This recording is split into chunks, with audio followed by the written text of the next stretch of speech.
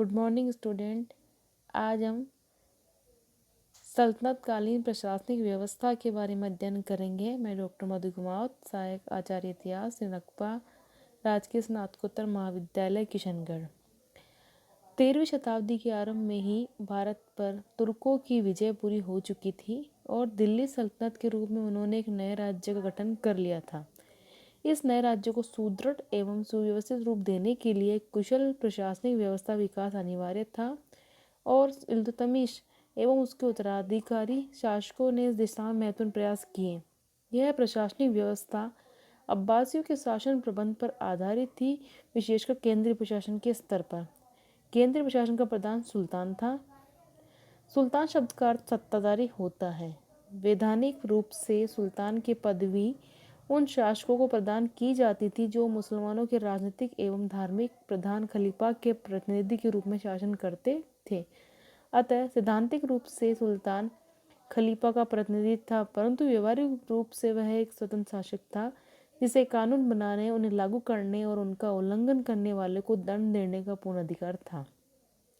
सुल्तान एक निरंकुश शासक के रूप में था, यद्यपि सामंत एवं उलेमा वर्ग द्वारा उसके असीम अधिकारों पर कभी कभी अंकुश लगाया जा सकता था।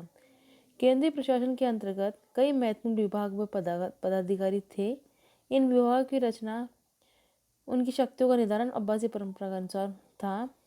प्रशासनिक विभागों में सर्वप्रथम दीवानी वजारत था। इसका प्रधान वजीर कहलाता था, जो लगान, राज्य की आमदनी व अन्य वित्तीय मामलों की देखरेख करता था। दूसरा महत्वपूर्ण विभाग दीवानी अर्ज था, जिसका प्रधान आरिज मुमालिक कहलाता था। इस अधिकारी को सैनिकों की भर्ती, उनके प्रशिक्षण एवं वेतन के भुगतान के देखरेख का दायित्व दिया गया था। बलबन द्वारा इस विभाग का गठन किया गया था और इसके अधीन सुल्तानों की सेना अथवा केंद्रीय सेना का निर्माण किया गया था। तीसरा विभाग दीवाने इंशा कहलाता था, जिसका प्रधान दबीर ममालिक था। यह विभाग सचिवालय के समान था। इसके द्वारा सुल्तानों के पत्राचार की देखरेख की जाती थी। यह विभाग बाद के शासकों के समय में भी कार्यरत रहा। चौथा विभाग दीवाने रिसालत था। कुछ इतिहासकार इसे विदेश विभाग की संज्ञा देते हैं, मगर यह विभाग धार्मिक अनुदानों से संबंधित था। इसका प्रधान सद्र कहलाता था। यही अधिकारी काजी का पदभार भी ग्रहण करता था। इसके अतिरिक्त कुछ अन्य विभाग विभिन्न शासकों द्वारा अल्प अवधि के लिए संगठित किए गए थे। अलाउद्दीन खिलजी ने मूल्य निर्धारण की योजना लागू करने के लिए दीवाने रियासत की स्थापना की थी। मोहम्मद बिन तुगलक ने कृषि संबंधी प्रयोगों के लिए दीवाने कोई का गठन किया, जबकि फिरोज शाह ने दान एवं कल्याणकारी कार्यों के लिए दीवाने खैरात तथा दासों के लिए दीवाने बंदगान की स्थापना की। ये सभी विभाग निश्चित उद्देश्य के लिए निर्धारित समय के लिए स्थापित किए गए थे। वह केंद्रीय प्रशासन का स्थायी अंग नहीं थे। प्रशासनिक व्यवस्था की विशेषताओं पर ध्यान देने से स्पष्ट हो जाता है कि दिल्ली सल्तनत का प्रशासन सामान्य रूप से संगठित नहीं था, बल्कि प्रशासन सत्ता सुल्तान के हाथ में केंद्रित थी। दिल्ली सल्तनत में प्रांतीय शासन व्यवस्था का विकास धीरे धीरे हुआ और इससे सुव्यवस्थित रूप प्रदान नहीं हो सका। इस दिशा में पहला कदम इल्तुतमिश ने उठाया जब उसने इक्तदारी प्रथा का विकास किया। उसने राज्य को अनेक छोटे बड़े भूखंडों में विभक्त कर दिया, जो इक्ता कहे जाते थे। इनमें सैनिक अधिकारियों को प्रशासनिक कार्यों के लिए नियुक्त किया गया था, जो इक्तदार कहलाते थे। प्रत्येक इक्तदार अपने क्षेत्र में कानून और व्यवस्था बनाए रखने, लगान की वसूली करने और सैनिक सेवा प्रदान करने के लिए उत्तरदायी थे। बड़े क्षेत्रों अथवा प्रांतों के इक्तदार वली कहलाते थे। ये उपयुक्त 3 कार्यों के अतिरिक्त अन्य कर्तव्य पूरा करते थे। इक्तदार को अपने इक्ता की भूमि पर स्वामित्व का कोई अधिकार नहीं था। इक्ता का अनुदान वंशानुगत रूप से भी नहीं होता था और इक्तदारों को नियमित रूप से स्थानांतरित किया जाता था, ताकि वे स्थानीय समर्थन के कारण अनुशासनहीन न हो जाए। इन उपायों से सामंती प्रभाव में कमी आई और उत्तरी भारत में एक संगठित केंद्रीय प्रशासन का विकास संभव हो सका। अब हम बात करते हैं प्रांतीय प्रशासन की। खलजी एवं तुगलक काल तक दिल्ली सल्तनत ने एक विशाल साम्राज्य का रूप धारण कर लिया था और प्रांतीय शासन व्यवस्था का रूप भी पहले की तुलना में अधिक विकसित हो चुका था। मोहम्मद बिन तुगलक के समय में सल्तनत में आए अफ्रीकी यात्री इब्न बतूता ने मुगलकालीन प्रांतीय शासन का वर्णन किया है। साम्राज्य 23 प्रांतों में विभक्त था। इनका प्रशासन केंद्रीय व्यवस्था के अनुरूप ही था। प्रांतीय शासक अथवा वली कार्यपालिका, न्यायपालिका और सैन्य संगठन तीनों का प्रदान होता था। उसकी नियुक्ति सुल्तान द्वारा की जाती थी और अपने कार्यों के लिए वह सुल्तान के प्रति उत्तरदायी था। उसकी सहायता के लिए अधीनस्थ अधिकारी होते थे। वित्तीय विभाग की देखरेख के लिए साहिब दीवान अथवा ख्वाजा नामक अधिकारी होता था, जबकि प्रांतों में सैनिक मामलों की देखरेख के लिए प्रांत्यारीज होते थे। सामान्यतः ख्वाजा की नियुक्ति सुल्तान द्वारा वजीर की अनुशंसा पर ही की जाती थी। प्रांतीय शासन में एकरूपता नहीं थी और विभिन्न प्रांतों में वली की स्थिति समान नहीं थी। प्रशासनिक सुविधा के लिए प्रांतों को जिलों अथवा शिक में विभाजित करने की व्यवस्था भी तुगलक काल में देखी जा सकती है। सिख के शासक को सिकदार कहते थे। सिख के अधीन परगने थे जो कई गांवों पर आधारित थे। तुगलक साम्राज्य के विघटन के पश्चात दिल्ली सल्तनत एक छोटे से राज्य के रूप में रह गई थी। यद्यपि लोधी के शासकों ने इसके क्षेत्र को विस्तृत किया, लेकिन प्रांतीय शासन प्रणाली को विकसित करना उसके सामने संभव नहीं हो पाया। अब हम बात करते हैं राजस्व प्रणाली की। सल्तनत काल में राज्य की आमदनी का मुख्य स्रोत भू राजस्व अथवा लगान था। अतः राजस्व व्यवस्था की ओर विभिन्न शासकों द्वारा बराबर ध्यान दिया गया। लगान के लिए सामान्य रूप से खराज शब्द का प्रयोग किया जाता था। यही शब्द अधीनस्थ शासकों द्वारा प्रस्तुत नजराने अथवा कर के लिए भी प्रयुक्त होता था। लगान का निर्धारण बटाई के आधार पर होता था। इसके दो तरीके थे। एक तो फसल तैयार होने के समय अधिकारी द्वारा जमीन की पैदावार का मूल्य निर्धारण करने के बाद सरकारी अंश निर्धारित होता था। दूसरे ये कि तैयार फसल की माप तोल करने के बाद उसके आधार पर सरकारी अंश का निर्धारण। चूंकि इस पद्धति में अनाज का बंटवारा राज्य और किसान के बीच होता था, इसलिए बटाई कहते थे। बटाई के 3 रूप थे: खेत बटाई, लंक बटाई और रास बटाई।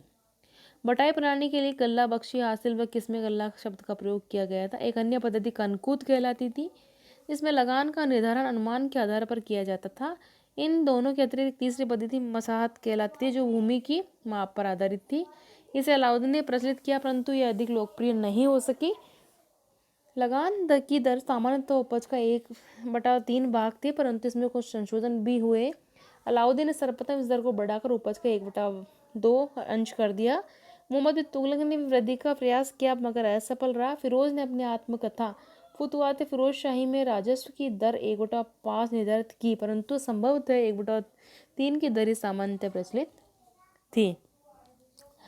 इसके अलावा कर प्रणाली के अंतर्गत सल्तनत काल में लगान के अतिरिक्त कर के 3 अन्य स्रोत थे: खम्स, जिजिया और जकात। युद्ध में प्राप्त शत्रु संपत्ति का 1/5 अंश राज द्वारा लिया जाता था, इसे खम्स कहते थे।